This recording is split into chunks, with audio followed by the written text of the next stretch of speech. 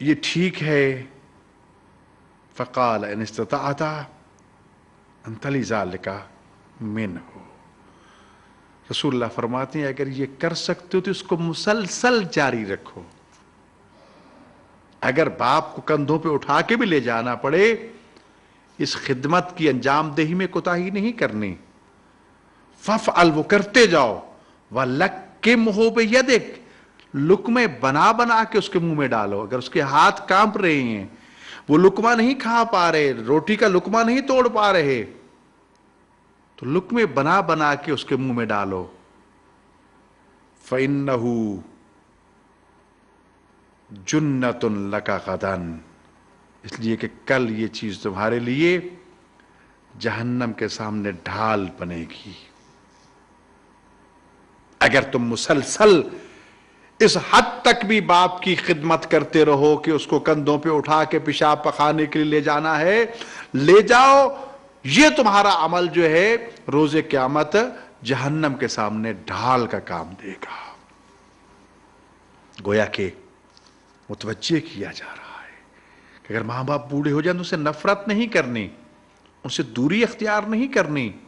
بیمار ہو جائیں، لباس گندا ہو جائے تو اس کو پاکیزہ کرنے کے لیے آگے بڑھو. یہ سعادت ہے، خوش نصیبی ہے اور جہنم سے محفوظ رہنے کی ڈھال ہے. ناظرین محترم، نوجوان بچوں اور بچیوں، رسول اللہ نے ہمیں جہنم سے بچنے کا سامان دے دیا ہے کوئی خوش نصیب جو اس سامان کو حاصل کرنے کے لیے بوڑھے ماں باپ کی خدمت کا شرف حاصل کرے؟ دیکھیے ماں باپ کی خدمت بڑی عظمت کی حامل ہے.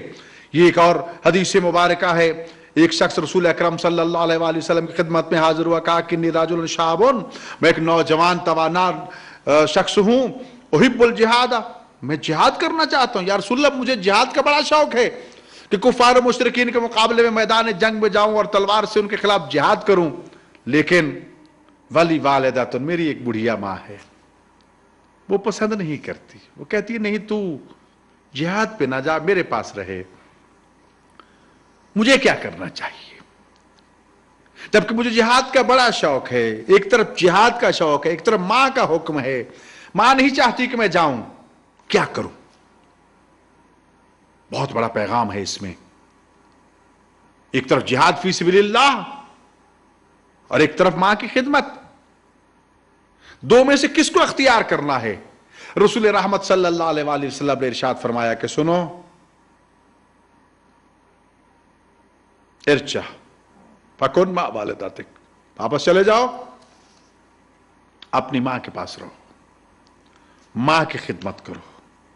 مجھے قسم ہے اس رب کبریا کی جس نے مجھے نبی بنا کے مبعوث فرمایا ہے، تمہارا اپنی ماں کا ایک رات خیال رکھنا، ماں کے ساتھ ایک رات پیار و محبت اور انس بھری گفتگو کرنا پورا سال راہ خدا میں جہاد کرنے سے افضل ہے.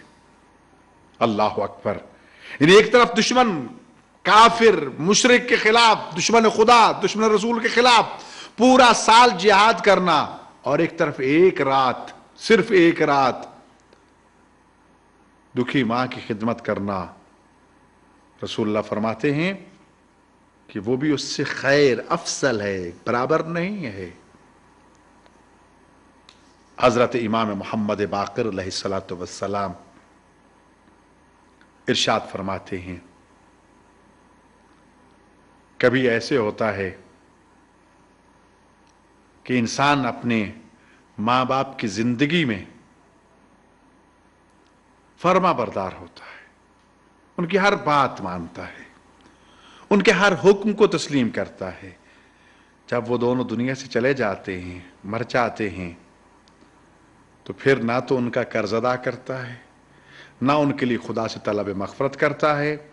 فرمایا ایسا شخص اللہ کی نظروں میں عاق شمار ہوگا، نافرمان شمار ہوگا.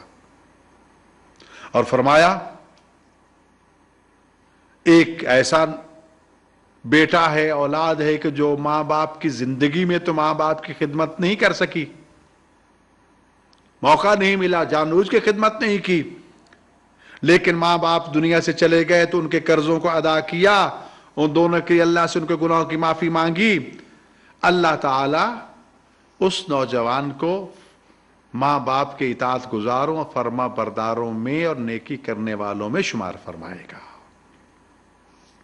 حضرت امام جعفر صادق علیہ السلام قرآن مجید کی اس آیت کی تشریح میں یہ ارشاد فرماتے ہیں کہ وَلَا تَقُلْ لَهُمَا اُف, کہ ماں باپ کے سامنے اف تک نہیں کہنا.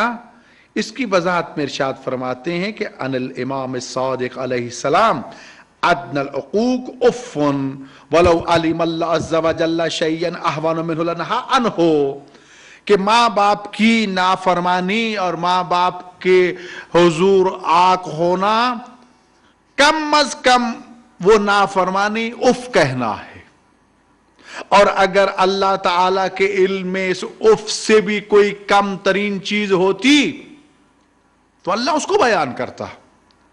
گویا کہ اللہ کی نگاہوں میں ماں باپ کے سامنے اف کہنا یہ کم ترین لفظ ہے. جب اللہ اس کی اجازت نہیں دے رہا تو پھر باقی کلمات کہنے کی کب اجازت دے گا؟ تو ایسا نے گرامی, جب خدا نے ماں باپ کے احترام کو اس حد تک بلند کیا ہے کہ ایک تو اپنی عبادت کے بعد ذکر فرمایا کہ وَبِالْوَالِدَيْنِ إِحْسَانًا, میری عبادت کرنے کے بعد دوسرا جو کام کرنا ہے وہ ماں باپ کے ساتھ احسان کرنا ہے, اور پھر احسان کے مدارج اور اس کی مختلف پہلوؤں کو ذکر کرتے ہوئے یہاں تک کہہ دیا کہ ان کے سامنے اف تک نہیں کہنا. اور پھر ارشاد فرمایا امام جعفر صادق علیہ السلام نے, اگر کسی شخص نے اپنے ماں باپ کی طرف غیظ و غضب کی نگاہ سے دیکھا, نفرت کی نگاہ سے دیکھا, انہیں قرخت لہجے میں ہم کلام ان سے ہوا, تیوریاں چڑھا کے ان کی طرف دیکھا, وَلَوْ ہم وَهُمَا ظَالِمَانْ لَهُ, بے شک ماں باپ اس اپنے بیٹے اور اولاد پر ظلم کرنے والے ظالم ہی کیوں نہ ہوں, انہوں نے ظلم ہی کیوں نہ کیا ہو بیٹے پر, پھر بھی وہ مظلوم بیٹا جس پر ماں باپ نے ظلم کیا ہے اگر اپنے ماں باپ کو ناراضگی کی نگاہ سے دیکھے گا, تلخ نگاہوں سے دیکھے گا, فرماتے ہیں لم یقبل اللہ لہ صلاۃ, اللہ اس کی نماز تک کو قبول نہیں کرے گا. کتنی واضح حقیقت ہے. یعنی ایک وقت تو یہ ہے کہ ماں باپ تم پہ مرے جا رہے ہیں, تمہاری خدمت میں دن رات ایک کیا ہوا ہے, تمہارے دکھ درد کو ہر چیز پہ مقدم رکھتے ہیں, تمہیں دنیا جہاں کی سہولتیں مہیا کر دی ہیں, اور پھر اس وقت تم اگر ان کے سامنے اف کہتے ہو تو وہ تو بہت بری بات. یہاں تو یہ فرمایا جا رہا ہے کہ اگر ماں باپ نے تم پر ظلم کیا ہے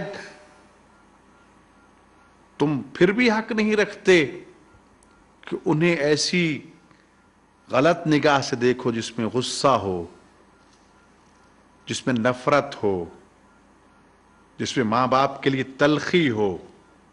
اور یاد رکھو, اگر ایسی حرکت کے مرتکب ہوئے نوجوانوں, بچے اور بچیوں سن لو, بے شک نمازیں پڑھتے رہو, تہجد گزار بن جاؤ,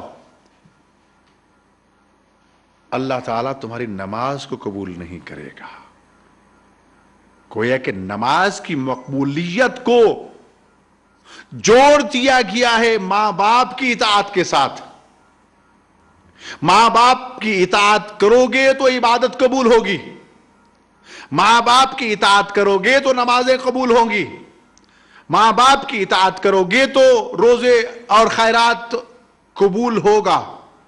لیکن اگر ماں باپ ناراض ہوں اور انسان نیکیاں کرتا پھرے, خالق اسے قبول نہیں کرے گا. رسول اللہ نے کہہ دیا جہاد